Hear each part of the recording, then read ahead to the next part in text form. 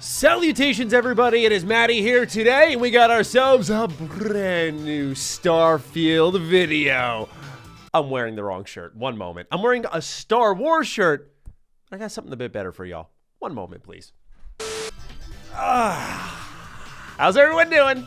Let's talk about Starfield. We got brand new information. One particular confirmation that we've been looking for a long while. And on top of that, a lot of Bethesda related leaks that I wanted to jam into this video because I did feel it was topical, and I wanted to offer some insight as a lot of this information being circulated had been directly shared with me a decent while ago, and I wanted to talk about it with all of you in today's video. So if you are new here and you're looking for more Bethesda Starfield related information, consider subscribing. We're going to be covering them anytime they do anything. Todd Howard could sneeze into a napkin and the snot could say Starfield, and we'll be right on top of it because that's the way we roll, baby. So ladies and gentlemen, welcome one, welcome all. Let's talk about Starfield.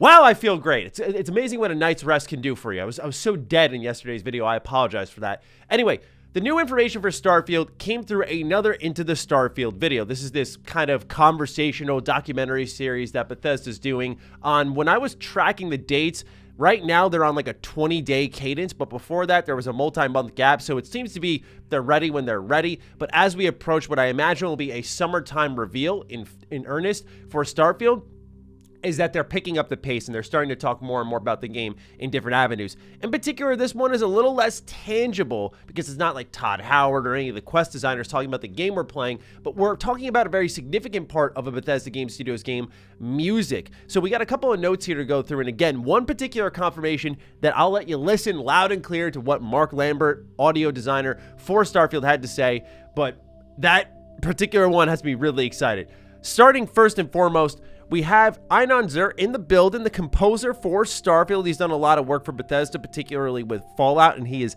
excellent. They talk about how the music always begins with the concept art at the start of development. This isn't brand new information, but I just want to highlight that this is something very different for standard, especially AAA game development. Usually music is after everything's been written, after everything's been put into the game. You have a tone and a feel for things that you're aiming for, and the music accompanies that, but they build it from the ground up. And they talk a bit about the main theme in Starfield, which we've heard before in like that brief Starfield concert we got, and they state that all the music feeds off of this main theme. And in fact, if you go and watch this video, you'll hear a lot of new tracks, both ambient and actual themes for, I imagine, planets that'll be playing when we explore in Starfield. In fact, at one point, Bethesda's just getting bold here compared to their past, where we're seeing them put Indra main theme, and I believe this is going to be one of the planets we can explore in Starfield, it seems like, or I don't know, maybe it's a cave, who the hell knows at this point in time. But they mention one thing that's a core theme to Starfield and how the music plays into it, which is finding something and going back home with it. This actually would tie into the one and only Starfield gameplay trailer, if you will, that we saw last E3 at the Bethesda Xbox showcase, where there were a lot of hints that the main character is a part of this faction constellation. They're going into the Starfield to find something, but we didn't know that once they get it, they're coming back home with it. And what exactly is home in Starfield? What's the status of Earth? These are really important questions that we have yet to have answered, but it seems like the music is playing into that very theme, as it always should in any type of creative vision. But I found it interesting because a lot of the details that are provided in this video are spoken about in such a different manner than like Todd saying, yeah, we put background skill checks in our game, and people go, oh, I know what that is. And one example of that is right here, the big confirmation I was excited about, where Mark Lambert talks a bit about how exploration will work in Starfield. Normally I just read the quote, but I want you to hear it for yourself. The music is like the companion. It's the companion to the player in the single player game. We don't have control over how the player chooses to experience the game. Our sense of scale had to be totally readjusted in making a game on a planetary surface as we've always done before, and now where you have these very vast distances against this black starry background. To me, this confirms one thing we've been looking for a while in Starfield, which is, can we explore outer space above the planets or not? We don't know how it will work. as in something like maybe No Man's Sky, where you take off from the planet and immediately lift off into the sky and you can go anywhere. We don't know if it's going to be like the Outer Worlds or KOTOR, where you get into your ship and it's this almost hub map that you can pick planets to go to, and maybe now we can explore those areas between planets. That would seem a bit more disjointed for a Bethesda Game Studio style game where they like open, free exploration. But the fact that Mark had directly mentioned here that it's not just planetary level stuff as they've always done before, but now very vast distances against black starry backgrounds. What's the music that accompanies that? That's also saying we're going to be up there exploring that. And I'm thinking of like the derelict space stations, the abandoned ships, what's lying within them, all the discoveries that are there. That is what will elevate Bethesda Game Studios' exploration. We've known about the on-foot stuff for a while, and honestly, they could do the on-foot exploration for a dozen more games, and I'd be perfectly happy with that. But the idea that we'll be able to be in our starship and seemingly flying around has me cautiously optimistic. I'm not going to fool myself here.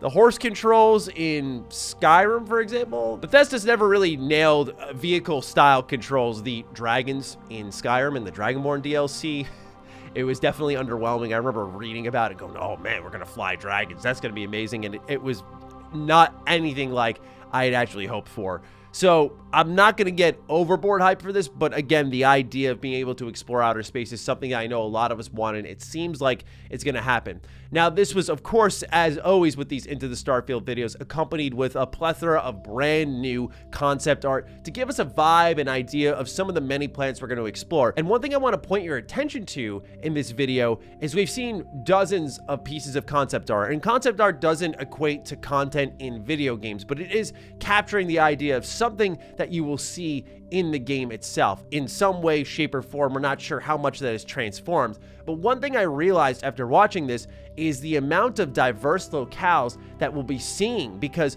what you're seeing here is this swampy planet. This looks completely different from the futuristic planets we've seen, from the sandy planets we've seen. There's so many different vibes. They even show the interior of one of the ships, and I thought this was particularly ballsy by Bethesda because without really saying it, they kind of confirm what we've seen in a lot of the leaked Starfield screenshots where we see these exact assets already. So for me, I went, okay, that's about the confirmation we needed. If it didn't already have the Bethesda Game Studio stink on it, this was enough for me to go, okay, these completely match up with one another. This does confirm that leak of all of those screenshots from about 2 years ago at this point in time. Furthermore, we actually see a shot here in space. This is when Mark was talking about exploring the starry backgrounds. And honestly, oh, looks so good, man. I just can't get over it. We see even crazy dune-like planets where I can imagine we'd have like a buggy or a roller going around them. That would be amazing. We even see this kind of settlement area, which does make me wonder, again, how direct Bethesda Game Studios is being about things. I'd be very stunned if a system that they've iterated upon now twice with, of course, Fallout 4 and then 76 doesn't make its way some way, somehow into Starfield. I do think the idea of building settlements in Starfield could be really cool. I've talked about it ad nauseum, so I'll keep it brief. I just worry about how much of the vision for this game it takes up. I want to explore, quest, have choice and consequence, and good gameplay. I'm not looking for a building sim here. I don't mind if it's a side piece like it should have been in the past 2 Fallout games, so we'll see about that. But to me, this just screamed settlement. And then last but not least, we have some really interesting concept art on an open cave that you'll likely be exploring on one of the planets. What a bedroom looks like in Starfield, and of course this ship landing in what looks to be some type of station. I found these last two to be particularly interesting because while you look at other different pieces of concept art we've seen and they seem more finalized, like this is going to be a thing in the game, these seem like rough sketches to capture an idea inside the video game itself. Like, what will a bedroom look like in Starfield? What does a teenager's bedroom look like in a starship? Bethesda Game Studios always talked about that kind of creative vision for themselves. Like, how do we look at a sandwich What does that look like? I know it sounds stupid, but they actually did it in the trailer. What does a sandwich look like in Starfield? You start with those little building blocks with something brand new, like a brand new universe in Starfield, and you build from there, and the dots begin to connect. It's very intelligent design. It's something I've followed myself with my own game I'm working on, where I've really began with a lot of the core building blocks of the world and gone up from there. I think it's one of the best ways that you can create a game, because it answers all these questions you'll have for yourself as you get deeper into the process of making said game. But that's all we got for Starfield. Let's talk about these Bethesda leaks. It's pretty rare that we see a boatload of Bethesda leaks, and this one you absolutely have to take with a grain of salt, because this was sent to me a number of days ago. I also had a separate source reach out to me about a Star Wars game from ZeniMax Online Studios. Let's talk about all of these crazy leaks that are going around here, because I do have some theories. This comes from Skolzy. I wanted to use him as the source because he did make it very, very clear. This is not confirmed. He could not verify the source. I personally couldn't. I'll talk more on that in a moment. But I wanted to use him as the source because he does have all the information listed out from the person who sent it to him, and it is identical to what was sent to me. But again, grain of salt. Do not take this as fact. Do not take this as him being an insider. He's not reporting it as such, as you'll see in the tweets. But with that, let's read. He says, Bethesda stuff I'm hearing from an anonymous source. Please take this with a grain of salt. Don't claim it as an inside statement from me. PvPvE game in development at Roundhouse that may surprise you. The Elder Scrolls 6 set in Hammerfell. Elder Scrolls 6 will have a political system. Betrayals, marriage, and factions matter in Elder Scrolls 6. No dragons in Elder Scrolls 6. Elder Scrolls 6 is in full development, the early stages currently. Target release is 2025-2026. Bethesda Game Studios Austin and Montreal are working on Spy Team. A Mandalorian MMO is in works at ZeniMax Online. Quake reboot in talks. The Elder Scrolls and Fallout remasters via In Exile. Lastly, Xbox shifting resources to assist Bethesda with massive workloads, and the Elder Scrolls 6 potential 4X strategy game. Remember, these are from a credible anonymous source that I have personally not verified yet. These are not my inside statements. I'm just reporting what I hear. Okay. Here's why, and this is nothing against Skolzy whatsoever, because again, this person, these group of people have reached out to me personally. I don't really buy in fully to certain parts of this, because what we've seen happen with the leak space is something really interesting. Number one, a lot of people don't realize how easy it can be to verify if someone is in the know. I've leaked stuff for Aspire. I've leaked stuff for Bethesda in the past. I've leaked stuff for Xbox in the past, and that's because people have sent credentials, information only they would have access to, and proof that they are a part of the system that would hold this type of information. It's not that hard. It's really a game of trust. It's also happened in the case of Cyberpunk 2077 for me. Again, it's not just, dude, trust me, when someone comes to you with a particular leak or trying to provide information, insight, take matters into their own hands. It's typically very easy to verify if someone actually would know the things that they are talking about. So when someone goes, sorry, can't, just trust me, dude. No, I'm good. I like my credibility. I'd rather not. And of course, I don't disrespect Skolzy or anyone for sharing information they just hear, but I feel like that type of scuttlebutt just drums up unnecessary speculation, and I'm someone who loves speculation. So much like Skolzy said here, I could not verify any of these sources that have reached out to me. They're just like, yeah, you'll see, trust me, you'll see. And it's come from a multitude of different emails. Here's why I don't buy in, though. Is a lot of what's interesting about leaks nowadays is it's people making educated guesses based off circumstantial evidence or evidence that's available tucked away in different corners of the internet. For example, Elder Scrolls 6 being set in Hammerfell. No shit. Bethesda confirmed it. Literally, they confirmed it when they posted on their own Elder Scrolls Twitter account the past, present, and future, where you look at Elder Scrolls Online on the top being the past next to the ESO coins, the present being the candle in, of course, Skyrim, the current newest Elder Scrolls game in the mainline entry, and then the future being Hammerfell on the bottom left corner, all on its own. Hell yeah, when you look at a map here for Tamriel and you see Skyrim southwest of it is Hammerfell, that yeah, next Elder Scrolls game will probably be set in Hammerfell. This doesn't take a leaker to tell you that. Also, on the front of Roundhouse working on a PvPvE game.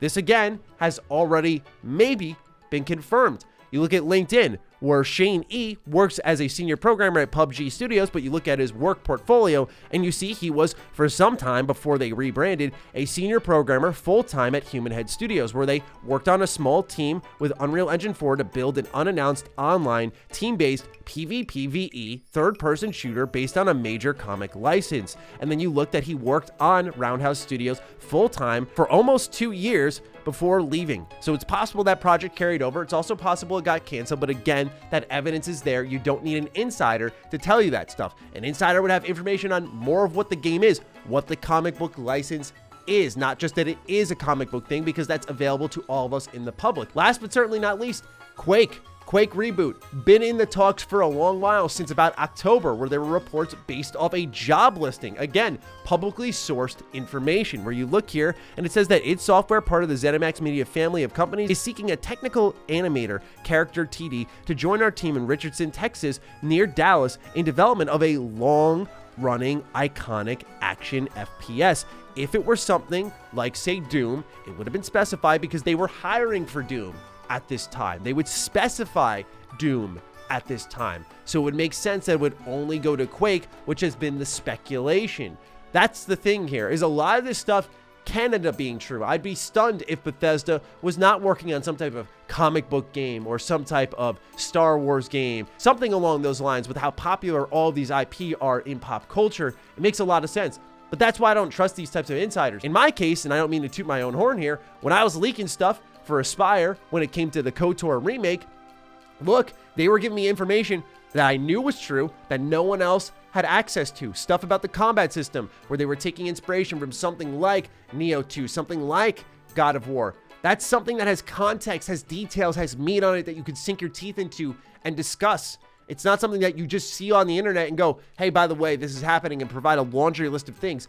Especially this, ladies and gentlemen, Bethesda, love them dearly, they're locked down tight. It's very shocking that even Starfield has had a number of leaks here. It's very, very rare that Bethesda has a company-wide leak like this. That's another reason why I struggle to trust it, especially because a lot of these things will be like, see, look, I was right, I leaked it all, but did you really leak it if it's right there with public corroboration? And there's nothing wrong with that if you've heard something and you corroborate it publicly, because initially, guess who narrowed down Aspire working on the KOTOR remake? I did, through LinkedIn profiles. I was like, look at the hirings, look at what they're working on, look at the statements. That's fine, but that's investigative journalism. That's not really leaking something. That's narrowing something down. So yeah, that's a personal spiel of mine, but if I were all of you out there, take it with a grain of salt, move on with your lives, don't think too much about this. Again, no disrespect to Skullsy, just it was the person who brought the leaks to the public, and I wanted to talk about them a bit more in this video. I do trust Skullsy as a source, but just keep in mind that this source here, I personally could not verify or validate any of their credentials. With that, ladies and gentlemen, that's all I've got for you in today's Bethesda video. Thank you so much for tuning in. Let me know what you think about all of this in the comments down below, between the leaks as well as the new Starfield information. I'm excited to see your thoughts. Other than that, follow me on Twitter, follow me on Instagram. Those links are in the description down below. And I'll see all of you next time. Stay sexy, stay active. I love you all. Peace.